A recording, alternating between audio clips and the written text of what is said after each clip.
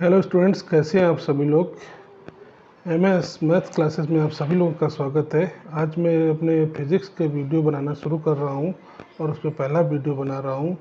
तो आप सभी लोग प्लीज़ हमारे चैनल को सपोर्ट करें और वीडियो को लाइक करें पसंद आए तो, और शेयर करें, कमेंट्स करें।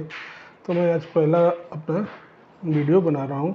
तो हमारा जो पहला टॉपिक है वो 12th क्लास में सबसे पहले टॉपिक में हमें पढ़ाया जाता है कूलाम का नियम। तो इसको हम आसानी से समझ सकते हैं कि कूलाम का नियम क्या है और इसको हम कैसे अच्छे से लिख सकते हैं। तो मैंने पूरा अपनी लैंग्वेज में इसको लिखा हुआ है, तो आप आसानी से इसको समझ सकते हैं। कुछ भी समस्या आपको नहीं आएगी। फिर भी अगर आपको कोई समस्या आती है तो आप प्लीज़ कमेंट्स करके मुझे बताइए, मैं उसमें उसको ठीक करता हूँ। तो कूलाम का नियम ये कहता था कि जब हम पता है कि हमारे पास दो कोई आवेश हैं जो निर्वात में रखे हुए हैं। निर्वात का मतलब एक ऐसी जगह है जहाँ पे हवा भी, वायु भी नहीं है, वायुमंडल भी उपस्थित नहीं है। तो दो हमारे पास आवेश हैं Q1 और Q2, वो r दूरी पर रखे हुए हैं। एक दूसरे से कितनी दूरी पर है? r दूरी पे रखे हुए हैं। जो हमारा Q1 आवेश है वो पॉइंट A पे रखा हुआ है, बिंदु A पे रखा हुआ है, और जो हमारा Q2 आवेश है वो बिंदु B पे रखा हुआ है। कहाँ रखा हुआ है? बिंदु B पे रखा हुआ है। तो हमें पता है कि ये दोनों आवेश जो हैं वो दोनों क्या है, अभी धनात्मक लिया हुआ है मैंने। तो हमें पता है कि दो अगर आवेश समान तरह के आवेशित होते हैं, इसका मतलब ये है कि अगर दो धनात्मक आवेश हैं या दो ऋणात्मक आवेश है, दोनों आवेशों में समान प्रकार का आवेश है, तो वो एक दूसरे को प्रतिकर्षित करते हैं। अर्थात उनके बीच में क्या लगता है? प्रतिकर्षण का बल लगता है। तो वही लिखा है हमने, जब दो आवेश समान प्रकार का आवेश रखते हैं, इसका मतलब ये है कि दोनों यदि धनावेशित है या दोनों ही ऋणावेशित हैं, तो इनके बीच एक प्रतिकर्षण बल कार्य करता है। ये एक दूसरे को क्या करते हैं? प्रतिकर्षित करते हैं। Q1 Q2 को दूर करता है और Q2 Q1 को दूर करता है। परंतु जब आवेश विपरीत प्रकार के होते हैं, विपरीत प्रकार का एक धनावेशित है, दूसरा ऋणावेशित है, या दूसरा ऋणावेशित है, पहला धनावेशित है, दो आवेश जो विपरीत प्रकृति के हैं, उनकी प्रकृति विपरीत है, तो वो हमेशा क्या करते हैं? आकर्षित होते हैं। वो क्या करते हैं? इनके बीच में आकर्षण बल होता है। तो विपरीत प्रकार के होते हैं तो इनमें आकर्षण बल होता है। तो इस जो आकर्षण या प्रतिकर्षण बल को हम निकालने हैं, उसको गणना करने के लिए कूलाम ने एक नियम को प्रतिपादित किया था, जिसे हम कूलाम का नियम कहते हैं। तो कूलाम का नियम दो बिंदु आवेशों के लिए है। बिंदु आवेश का मतलब है जो आवेश हैं वो बहुत छोटे हैं। तो किन्हीं दो बिंदु आवेशों के लिए कूलाम का नियम है। तो कूलाम ने कहा था कि किन्हीं दो बिंदु आवेशों के बीच लगने वाला बल, वो आकर्षण भी हो सकता है, वो प्रतिकर्षण भी हो सकता है। तो किसी दो बिंदु आवेशों के बीच लगने वाला बल, ये दोनों आवेश कहाँ रखे हुए हैं? ये निर्वात में रखे हुए हैं। तो किन्हीं दो बिंदु आवेशों के बीच लगने वाला बल दोनों आवेशों की मात्रा के गुणनफल के अनुक्रमानुपाती और बीच की दूरी के वर्ग के व्युत्क्रमानुपाती होता है। तो उन्होंने क्या बताया था कि किन्हीं दो बिंदु आवेशों के बीच लगने वाला, यानी दो बिंदु आवेशों के बीच लगने वाला जो बल है वो आकर्षण बल भी हो सकता है, वो प्रतिकर्षण बल भी हो सकता है। उसका वैल्यू क्या होता है? वो दोनों आवेशों की मात्राओं के गुणनफल के अनुक्रमानुपाती और उनके बीच की दूरी के वर्ग के व्युत्क्रमानुपाती होता है। तो ये उन्होंने स्टेटमेंट दिया हुआ था। तो हमने क्या लिखा हुआ है? हम मान लेते हैं कि माना दो बिंदु आवेश Q1 व Q2 A व B बिंदु पर रखे हुए हैं। कोई दो हमारे पास बिंदु आवेश हैं Q1 और Q2 A और B बिंदु पे रखे हुए हैं। इनके बीच की दूरी स्मॉल r है। तो इनके बीच अगर एक जो बल लग रहा है, वो आकर्षण या प्रतिकर्षण जो भी है, वो बल को हम F से दिखाएं, तो उन्होंने कहा था कि F जो हमारा होगा वो दो बातों पे निर्भर करता है। F समानुपाती है या अनुक्रमानुपाती है Q1 इंटू Q2 के। पहली बात उन्होंने कहा था कि जो दोनों आवेशों के बीच लगने वाला बल है वो दोनों आवेशों के गुणनफल के अनुक्रमानुपाती होता है। ये अनुक्रमानुपाती है और दोनों के बीच का यहाँ पे Q1 और Q2 आवेश की मात्राएं हैं, उनका गुणा करेंगे तो उसके अनुक्रमानुपाती होता है। इस स्टेटमेंट का मतलब ये है कि अगर Q1 व Q2 में से किसी को हम बढ़ाएंगे तो दोनों के बीच लगने वाला बल भी बढ़ेगा। अगर Q1 या Q2 में से किसी को घटाएंगे तो बल भी घटेगा। तो Q1 Q2 पे डिपेंड करता है उनके बीच लगने वाला आकर्षण या प्रतिकर्षण बल। अगर हम दोनों आवेशों को बढ़ाते हैं तो लगने वाला बल भी बढ़ेगा, आवेश की मात्रा को कम करेंगे तो बल भी घटेगा। फिर उन्होंने दूसरी बात बताई थी कि उन दोनों आवेशों की जो बीच की दूरी है, जो बीच की दूरी है वो r है। दोनों आवेशों के बीच की दूरी के वर्ग के व्युत्क्रमानुपाती होता है। तो जब व्युत्क्रमानुपाती होता है तो उसको 1/, में लिखते हैं। तो दोनों के बीच का दूरी क्या है, r। तो r के वर्ग मतलब r के स्क्वायर का व्युत्क्रमानुपाती है।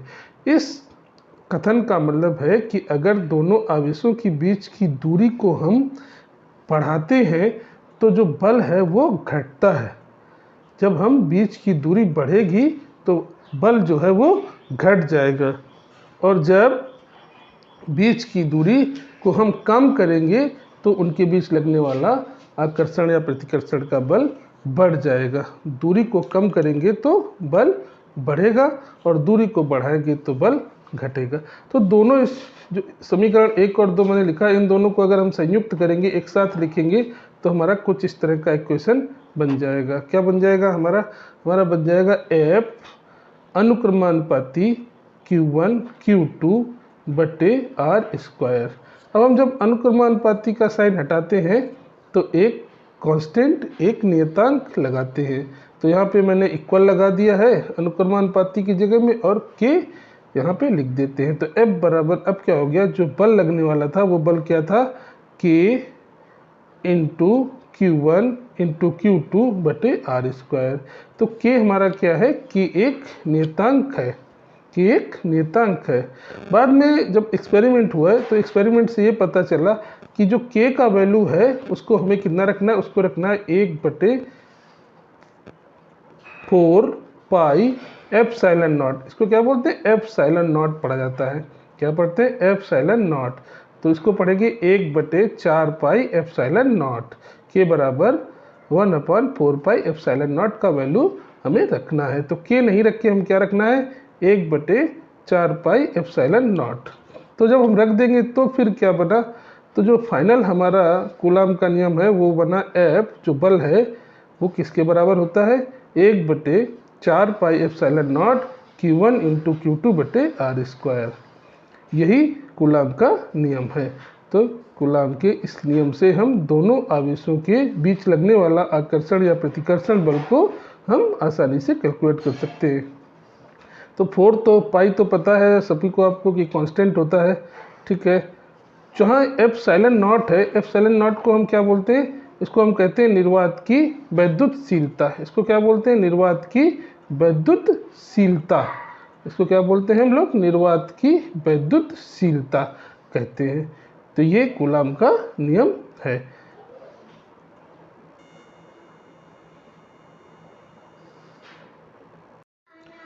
स्टूडेंट्स, जो हमारा नेक्स्ट टॉपिक है वो है कूलाम का नियम सदिश रूप में।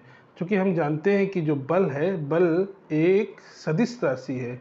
तो जब बल सदिश राशि है तो कूलाम का नियम बल को ही दिखाता है, तो इसलिए हमें उसको सदिश रूप में ही व्यक्त करना ठीक होता है। तो यहाँ पे हम देखेंगे कि किस तरह से हम कूलाम के नियम को सदिश रूप में व्यक्त कर सकते हैं। तो हमने क्या लिया हुआ है, हमने मान लिया है कि हमारे पास दो आवेश हैं जो A और B बिंदु पर Q1 और Q2 रखे हुए हैं।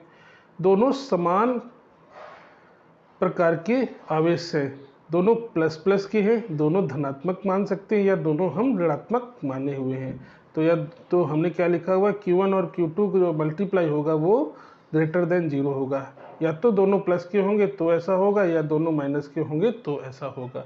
जब दो आवेश हमारे पास समान प्रवृत्ति के हैं तो उनके बीच हमें पता है क्या लगता है, प्रतिकर्षण बल लगता है। तो हमने ये मान लिया है कि हमारे पास जो दो बल हैं वो दोनों प्रतिकर्षण के बल लग रहे हैं।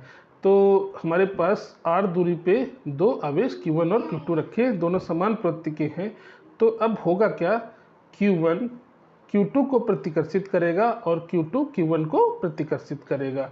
Q1 के द्वारा Q2 पे एक बल लगाया जाएगा और Q2 द्वारा Q1 पे एक बल लगाया जाएगा। तो हमने यहाँ पे क्या माना हुआ है, हमने मान लिया है, देखिए कि माना दो, कैसे लिखेंगे हम लोग, माना दो बिंदु आवेश Q1 व Q2, उसमें से क्या लिखेंगे, Q1 और Q2 ग्रेटर देन इक्वल, बड़े हैं 0 से, अर्थात Q1 और Q2 समान प्रवृत्ति के हैं, या तो दोनों धनात्मक है या तो दोनों ऋणात्मक है। निर्वात में एक दूसरे से r दूरी पे रखे हैं। यहाँ पे हमने F12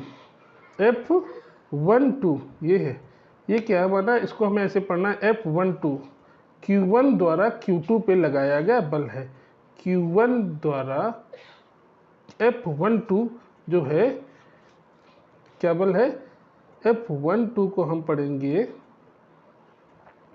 जो Q1 पे बल लग रहा है Q2 के द्वारा। कैसे पढ़ेंगे, Q1 पर जो बल लग रहा है Q2 के द्वारा, इसको हम कैसे पढ़ते हैं, Q1 पे बल लग रहा है Q2 के द्वारा। और यहाँ पे इधर मैंने लिखा हुआ है F21, इसको कैसे पढ़ेंगे, जो Q2 पे बल लग रहा है Q1 के द्वारा। यहाँ पे Q2 है, Q2 पे बल कौन लगा रहा है, Q1। कौन सा बल लगा रहा है, प्रतिकर्षण का, कितना लगा रहा है, FQ21, मतलब Q2 पे बल लग रहा है Q1 के द्वारा। और यहाँ पे F12 है, Q1 पे बल लग रहा है Q2 के द्वारा। और दोनों के बीच का डायरेक्शन, दोनों के बीच का जो डिस्टेंस है, जो दूरी है, वो r है। तो r दिशा दो तरह की दिशा है, एक है a से b की तरफ दिशा है और दूसरी है b से a की तरफ दिशा। जो a से b की दिशा है उसको हम दिखाएंगे वेक्टर r21 से, और जो r21 है तो इसको हमें ऐसे पढ़ना है, उल्टा से पढ़ना है, 2 से 1 की ओर डायरेक्शन है, 2 से 1 की ओर, सॉरी 1 से 2 की ओर डायरेक्शन दिखा रहा है। तो इसको कैसे पढ़ना है, पीछे से पढ़ना है हमको। R21 का मतलब है कि 1 से 2 की ओर डायरेक्शन है। और जो दूसरा हमारा है जो है R12 है, तो उल्टा पढ़ना है हमको, इसको क्या पढ़ना है, 2 से 1 की ओर डायरेक्शन दिखा रहा है, मतलब Q2 से Q1 की ओर डायरेक्शन कौन दिखा रहा है, उसके लिए हमने वेक्टर R12 लिखा हुआ है। और जो वेक्टर 21 है वो Q1 से Q2 की ओर का डायरेक्शन दिखा रहा है। तो ये मैंने थ्योरी में लिखा हुआ है, यहाँ पे पढ़ते हैं हम लोग। तो F12 जो है Q1 पर Q2 द्वारा लगने वाला बल है। F12 क्या है, Q1 पर Q2 द्वारा लगने वाला बल है। और F21 क्या हो जाएगा हमारा, F21 जो है वो उसका उल्टा होगा। F21 के बारे में हम क्या कहेंगे कि कैसे पढ़ते हैं, Q2 पे Q1 द्वारा लगने वाला बल है। इसको सीधे से पढ़ना है हमको, Q2 पर Q1 द्वारा लगने वाला बल है। Q2 पर कितना बल लग रहा है वो F21 बताता है, और Q1 पे कितना बल लग रहा है वो F12 बताता है। किसके कारण लगा रहा है वो पीछे लिखा हुआ है। तो Q1 पे बल लग रहा है Q2 के द्वारा, तो F12 F21 हो गया, Q2 पे बल लग रहा है Q1 के कारण। डायरेक्शन को हमें उल्टा पढ़ना है, R21 लिखा है तो इसका मतलब है 1 से 2 की ओर का डायरेक्शन है, R12 लिखा हुआ है इसका मतलब है कि 2 से 1 की ओर डायरेक्शन है। तो यहाँ पे वही मैंने लिखा हुआ है। तो F12 Q1 पर Q2 द्वारा लगने वाला बल है, और F21 आवेश Q2 पर Q1 द्वारा लगने वाला बल है। सदिश R12 क्या है, R12 उल्टा पढ़ना है हमें, Q2 से Q1 की ओर का डायरेक्शन है। और R12 जो है, R21 जो है वो Q1 से Q2 की ओर का डायरेक्शन को दिखा रहा है, कि दिशा को व्यक्त कर रहा है। तो कूलाम के नियम से हम क्या निकालते हैं, हम निकालते हैं F12, सदिश लिखेंगे F12 क्या होता है, 1/4 pi epsilon naught Q1 Q2, दोनों का बीच का दूरी R लिए हुए हैं, तो दोनों के बीच का दूरी क्या हो जाएगा, R², दोनों के बीच का दूरी R²। और जो ये बल है वो बल की दिशा दिखाएंगे हम, बल किस दिशा में लग रहा है, बल 1 2 लग रहा है इस डायरेक्शन में, इस डायरेक्शन को हम कैसे दिखाएंगे, Q2 से Q1 की ओर डायरेक्शन में लग रहा है, Q2 से Q1, तो Q2 से Q1 को कौन दिखा रहा है, R12, तो यहाँ पे लिख देंगे R12 कैप। ये एकांक सदिश है, ये केवल डायरेक्शन बता रहा है कि जो बल है वो किस दिशा में लग रहा है, 2 से 1 की ओर, मतलब Q2 से Q1। और बल क्या है, बल लग रहा है Q1 पे, बल लग रहा है Q2 के कारण। तो F को हमें सीधे से पढ़ना है और R को हमें उल्टे से पढ़ना है, तो बिल्कुल आसानी से हम इसको समझ जाएंगे। R12 का मतलब है 2 से 1 की ओर डायरेक्शन, और F का मतलब है कि Q1 पे Q2 द्वारा लगाया गया बल। तो ऐसे हम इसको लिख सकते हैं। सिमिलरली बिल्कुल इसी तरह से हम F21 को लिख सकते हैं। F21 क्या है, Q2 पे Q1 द्वारा लगाया गया बल है, तो ये भी वैसे ही लिखेंगे हम। अब डायरेक्शन इसका क्या है, डायरेक्शन देखते हैं। ये देखिए डायरेक्शन इसका इस डायरेक्शन में लग रहा है, यहाँ से मतलब A से B की ओर डायरेक्शन में, या हम कह सकते हैं Q1 से Q2 की डायरेक्शन में लग रहा है। तो Q1 से Q2 की डायरेक्शन में लग रहा है, तो कौन डायरेक्शन दिखाएगा उसको, R21 को क्या पढ़ते हैं, 1 से 2 की डायरेक्शन में, Q1 से Q2 की डायरेक्शन में।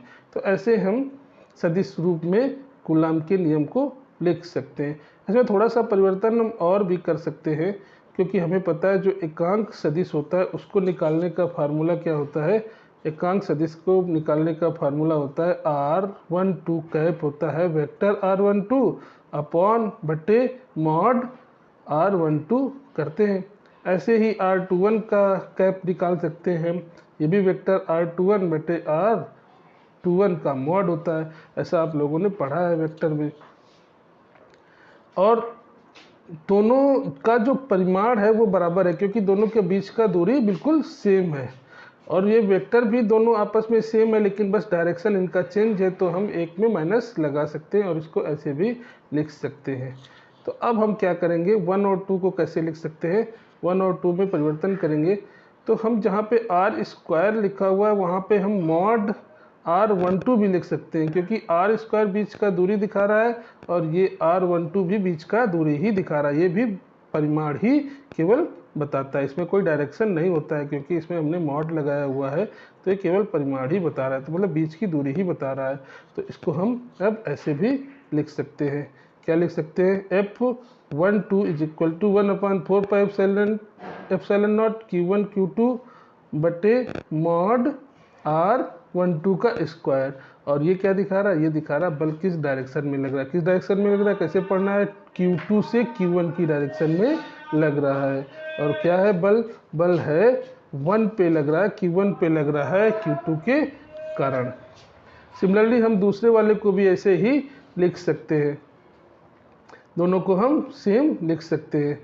अब हमने निकाला हुआ है जो Q2 पे बल लग रहा है Q1 के कारण, वो 1/4 pi epsilon naught Q1 Q2, और यहाँ पे क्या करना है हमको, मॉड में कुछ भी लिख सकते हैं हम, R12 लिख दें या 21 लिख दें, दोनों सेम है, हमने R21 लिख दिया है। और यहाँ पे डायरेक्शन क्या दिखा रहा है, किस तरफ लग रहा है बल, 1 से 2 की डायरेक्शन में लग रहा है, मतलब Q1 से Q2 की डायरेक्शन में लग रहा है।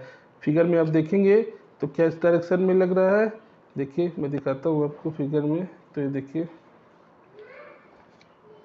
किस डायरेक्शन में लग रहा है, 1 से 2 की डायरेक्शन में लग रहा है। तो इस तरीके से हम इसको लिख सकते हैं। तो देखिए हम क्या कर सकते हैं, यहाँ पे अब मैंने F12 को द्वारा लिखा हुआ है 1/4 pi epsilon naught Q1 Q2, और जहाँ पे कैप R12 लिखा था वहाँ पे हम क्या करेंगे, इसका वैल्यू रख देंगे। कैप R12 क्या होता है, मॉड कैप R12 का वैल्यू होता है vector R12 upon mod R12, तो ये वैल्यू हमने यहाँ पे लिख दिया हुआ है, कहाँ पे, R12 के कैप की जगह में लिख देंगे वेक्टर R12 बटे मॉड R12, बाकी तो वैसे ही लिखा हुआ है। ये मॉड R12 और ये वेक्टर मॉड R12 का क्या होगा, मल्टीप्लाई हो जाएगा, तो नीचे हो जाएगा क्यूब, ऊपर क्या बचेगा, वेक्टर R12। तो अब हमारा F12 क्या हो गया, जो हमारा बल है Q1 पे लग रहा है Q2 के कारण, वो होगा 1/4 pi epsilon naught Q1 Q2 बटे R12 मॉड का क्यूब हो जाएगा, यहाँ पे क्या हो जाएगा क्यूब, और ये हो जाएगा वेक्टर R12। तो ये वेक्टर में अब दोनों चीज़ें हैं, परिमाण भी है और इसमें डायरेक्शन भी है। ये बता रहा है कि जो हमारा बल है ये किस डायरेक्शन में लग रहा है, ये 2 से 1 की डायरेक्शन में लग रहा है। 2 से 1 की डायरेक्शन मतलब Q2 से Q1 की डायरेक्शन में लग रहा है। तो ये कूलाम का नियम का सदिश रूप है। इसको ऐसे ये कूलाम के सदिश नियम को लिखते हैं। इसी तरह से हम दूसरे समीकरण को भी बिल्कुल ऐसे ही लिख सकते हैं। वीडियो देखने के लिए धन्यवाद। प्लीज़ हमारे चैनल को लाइक करें, सब्सक्राइब करें। अगर कुछ आपको कोई भी समस्या है, कुछ भी प्रॉब्लम आ रही तो प्लीज़ कमेंट करके मुझे बताइए। धन्यवाद।